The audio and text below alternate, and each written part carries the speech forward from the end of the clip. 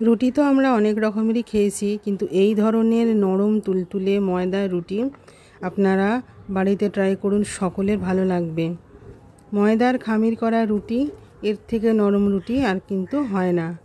তার জন্য প্রথমে একটি পাত্রে নিয়ে নিয়েছি জলটা খুব ভালো করে ফুটলে নুন দিয়ে একটু বেশি করে ফোটানোর পরে তারপরে ময়দা অ্যাড করব। আমি এখানে 2 কাপ ময়দা অ্যাড করেছি। খুব ভালোভাবে নেড়ে ময়দা যাতে গুটলি না পাকিয়ে যায় সেই জন্যে খেয়াল রাখতে হবে। এবার ভালোভাবে খামির করা হয়ে গেলে 10 মিনিট মতো ঢেকে রেখেছিলাম।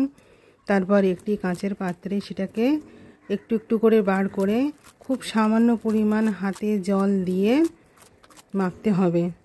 খুব নরম হবে, কিন্তু খেয়াল রাখতে হবে যেন হাতে আটকে না যায়। এই ময়দা খামির করা রুটির কিন্তু প্রধান 2টি বিশেষত্ব হলো, এক হচ্ছে খামির ঠিকভাবে করা, আর দ্বিতীয়টা হচ্ছে ঠিকভাবে ছানা। আপনারা হাতে দেখলেই বুঝতে পারবেন যে এটা পারফেক্ট হয়েছে কিনা। এটা কিন্তু ছানার সময় হাতে লেগে যায় না, একদম পারফেক্ট থাকে, নরম একদম, কিন্তু বেলতে গেলে হাতে কিন্তু যেন না আটকে যায়। এবারে ছোট ছোট পিস করে লেচি আকারে কেটে পাতলা করে বেলে নেব। খুব পাতলা হয় এই রুটিগুলি, এপিট ওপিট কিন্তু দেখা যায় এত পাতলা। বড় করে বেলে নেব, কেন বড় করে না বেললে এটা কিন্তু যখন সেঁকবো, রুটিটা যখন বানাবো তখন কিন্তু সিঙ্ক হয়ে যায়, ছোট হয়ে যায়। সেই জন্য একটু বড় মতো করেই বেলতে হয়। ঠিক এই রকম পাতলা করে বেলতে হবে। প্লিজ বন্ধুরা, যারা আমার চ্যানেলটি দেখছেন তারা আমার চ্যানেলটি লাইক, শেয়ার এবং সাবস্ক্রাইব করে দিন। এখন অনেকেই ময়দা খেতে চায় না, হেলথ কনসিয়াস যারা, কিন্তু এইভাবে ময়দা জলে ফুটিয়ে রুটি বানালে কিন্তু ময়দা কোনো খারাপ গুণ থাকে না। তারপর আয়রনের তাওয়াতে খুব গরম হলে কিন্তু রুটিটা সেঁকবো।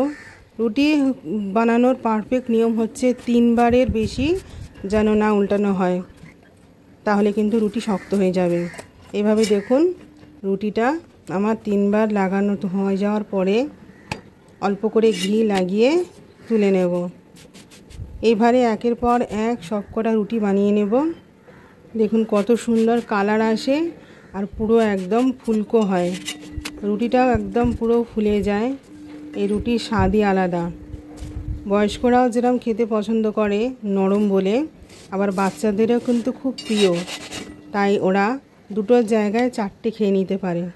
সেই জন্য বাচ্চাদের এই রুটি বানিয়ে দিন, দেখবেন আপনার সবার বাড়ির খুবই পছন্দ করবে। আপনারা তো অনেকেই অনেক রকম রুটি খেয়েছেন, আটার রুটি, ময়দার রুটি, চালের আটার রুটি, আরও অনেক কিছু আছে, কিন্তু এইভাবে এই রুটি বানিয়ে দেখুন, আপনাদের সকলের ভালো লাগবে। আপনারা তরকারি বা হালুয়ার সঙ্গে পরিবেশন করুন। তো আপনারা কে কোথা থেকে দেখছেন আমাকে কমেন্ট করে জানান।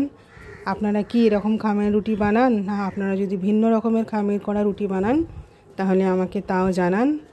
ট্রাই করুন, টেস্ট করুন। আপনাদের সকলকে অনেক ধন্যবাদ।